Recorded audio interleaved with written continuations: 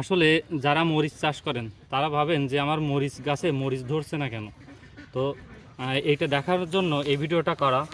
তো দেখেন যে আমার এই মরিচ গাছটিতে এই মরিচ দেখতে পাচ্ছেন, অবশ্যই কেবল নতুন চারা তো মরিচ ধরছে। তো এইখানে দেখুন যে এই এই ফুলগুলো মারা গেছে, এই যে এই ফুলগুলো এই দেখেন এই এই মারা গেছে, ঠিক আছে।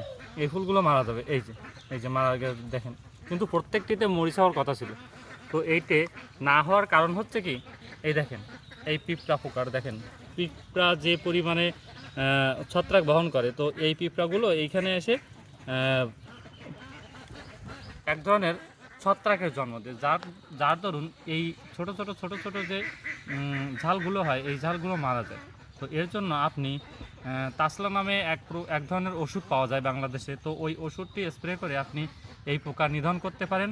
অথবা আপনি গাছের গোড়ায় কোনো কিছু আটকে দিয়ে, যে যার জন্য ওই পোকাটা উঠতে না পারে, তো এই ব্যবস্থা নিয়েও আপনি এই পোকা রোধ করতে পারেন।